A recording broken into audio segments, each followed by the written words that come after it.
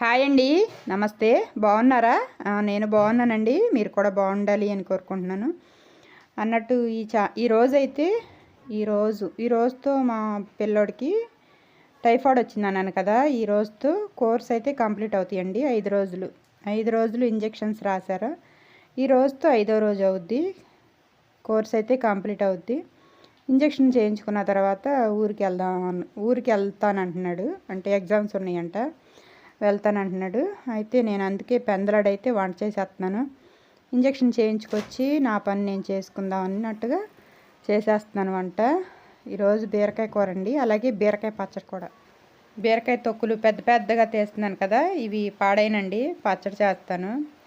వీటిల్లో ఒక టమాటో ఉంటే బాగుండేది పచ్చడిలో, కానీ టమాటో లేదు. ఇంకా ఇవే కొంచెం చింతపండు వేసి 4 ఎండుమిరకాయలు వేసి ఇదే పచ్చడి చేసేస్తాను. ఇంకా పత్తిం కూరలో అయితే వెతికి తేవాల్సి వస్తుంది టిఫిన్లోకి. అంటే పల్లిపప్పు కూడా తినొద్దన్నారండి.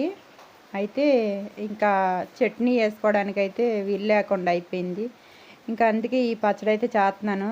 పచ్చడి చేసింది మా అమ్మ అని చెప్పి లొట్టలు వేసుకుంటా అయితే తింటున్నాడు పిల్లడు. ఓకే, ఇంకా వాడికి నచ్చినవి అయితే మరి రేపటి నుంచి చేసి పెట్టడానికి అయితే ఇక్కడ ఉండట్లేదు, హాస్టల్కి వెళ్తున్నాడు. మరి ఎలా ఉంటుందో అక్కడ, ఏం పత్యం చేస్తాడో అని చెప్పి నాకైతే గుండెల్లో దడ అయితే మొదలైంది. మరి ఏం చేస్తాడో చూడాలి.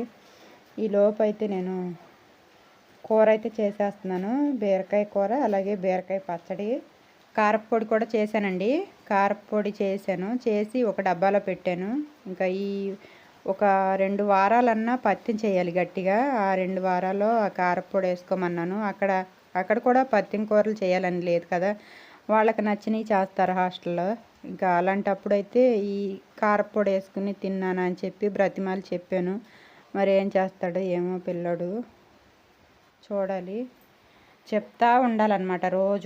రోజు ఫోన్ చేసి భోజనం టయానికి ఏం తిన్నావు అని అడగాలి. అలాగే పత్తిం కూరలు తినమని చెప్పి గుర్తు చేస్తూ ఉండాలి. అలా లేనప్పుడైతే బయట ఫుడ్ కూడా తినొద్దన్నారండి. బయట ఫుడ్ వల్ల కూడా సమోసాలు అలాంటివి తినడం వల్ల కూడా వస్తాయి అంట జ్వరాలు. అలాంటివి కూడా తినొద్దన్నారు. ఏమో ఎలా ఉంటాడో ఏమో, భగవంతుడికే భారం వేసి పంపిస్తున్నాను. ఎగ్జామ్స్ ఉన్నాయి, సంవత్సరం అంతా చదువుకున్నాడు, ఇప్పుడు ఎగ్జామ్స్ ఉన్నాయంట. హెల్త్ బాగానే ఉంటే ఏమి ఉండేది కాదు, ఏ దిగులు ఉండేది కాదు. ఈ హెల్త్ బాగాలేదు, ఈ టైఫాయిడ్ జ్వరం ఒకటి రావటం వల్ల లైట్గా కామెర్లు కూడా ఉన్నాయి అన్నారు. అందుకే ఈ పత్యాలన్నీ కూడా చేస్తున్నాము. మరి ఇంత కటికి పత్యం చేయాల్సి వస్తుంది కామెర్ల వల్లే. లేకపోతే టైఫాయిడ్ వల్ల అయితే అంత భయపడాల్సింది ఏమి ఉండేది కాదు. చికెన్ ఒకటి తినకూడదు, అలాగే చాలా చెప్పారు, చాలా తినకూడదని చెప్పాను. అవన్నీ బ్రతిమాలు చెప్పాను, తినబాక నాన్న అని చెప్పి బ్రతిమాలేను. మరి ఎలా జరుగుద్దో ఏమో. 10 మంది మీద పని కదా, వాళ్ళను కూడా అనడానికి ఉండదు. వాళ్ళు ఏది చేస్తే అది తినాలి.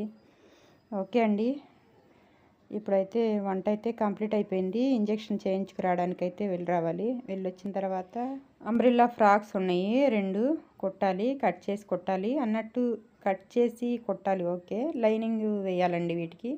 అన్నీ కూడా నన్నే తీసుకోమన్నారు. అయితే అడ్వాన్స్ అయితే ఖచ్చితంగా తీసుకోవాలండి.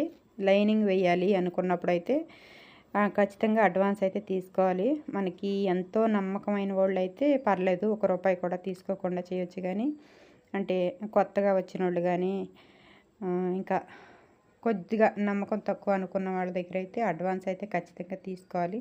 నేను కూడా ఈ లైనింగ్కి అయితే అడ్వాన్స్ ఇమ్మని అడిగాను. ఇచ్చిన తర్వాతే స్టార్ట్ చేస్తానన్నాను. ఓకే, తీసుకొస్తా అన్నారు కానీ ఇంకా రాలేదు. నాకు కూడా టైం దొరికింది. ఇలాంటివి అయితే తర్వాత అయితే టైం దొరకపోవచ్చాము.